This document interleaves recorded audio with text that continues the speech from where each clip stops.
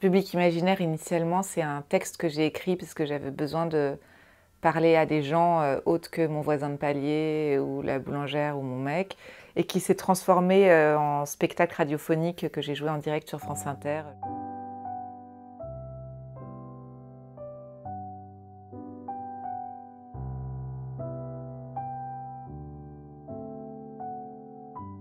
Parce que je me disais c'est super de rentrer chez les gens et de partager cette espèce de solitude. J'ai l'impression qu'ils étaient tous dans le même bocal. Et ensuite, ce texte, je l'ai enrichi de beaucoup de choses parce que j'avais pas non plus 5 heures d'antenne. Et donc, enfin, ça ne met pas 5 heures à lire non plus. Il faut que j'arrête de faire des phrases longues.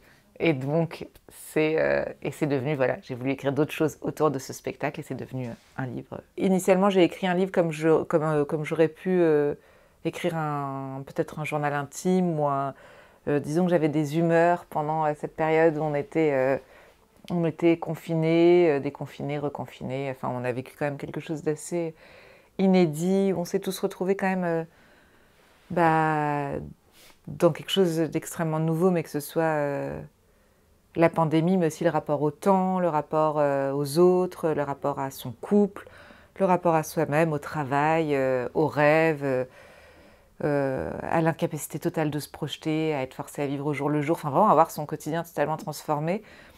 Et moi, c'était un moment où du coup, j'étais pas au théâtre, je jouais pas. J'avais pas tellement ce truc de oh là là, on est privé de scène parce qu'on vivait quelque chose de tellement compliqué que de toute façon, j'ai le sentiment qu'on était tous dans une sorte de communion. Enfin, si on nous avait dit un an avant qu'on allait être content de sortir à plus de 12 kilomètres ou qu'on allait tous applaudir à 20 heures à nos fenêtres, enfin, tout était tellement bizarre, mais je me suis quand même aperçue qu'un truc que je m'étais jamais formulé avant, qui était le besoin de raconter des choses, le besoin de faire rire, le besoin de dédramatiser, bah, ça a commencé à prendre une place assez importante dans mon quotidien, dans mon couple. Et c'est tout ce que cette situation a pu créer comme, je veux dire, comme manque, mais aussi comme irrationalité, comme voilà, que j'ai essayé d'écrire et de poser sur un papier. Donc il y a ça, il y a aussi du coup le rapport voilà, au domicile conjugal, à se dire comment une famille comme ça, quand on vivait chacun nos vies, comment tout à coup notre couple s'est transformé en foyer, comment tout à coup ouais, l'appartement devient le lieu de vie alors qu'avant c'était peut-être presque un lieu de transit, et comment on arrive à se définir en amour, en couple, uniquement avec le regard de l'autre et le regard de soi, sans le travail, sans les autres, sans la vie sociale.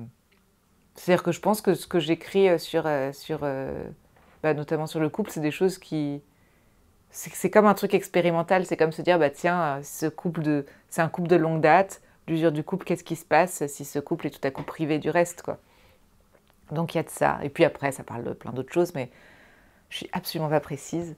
C'est voilà, c'est un témoignage d'humeur, de solitude, d'irrationalité, de plein de choses qui font que je n'arrive jamais à terminer mes phrases et que je ne peux pas en fait parler de mon livre. Voilà, désolée.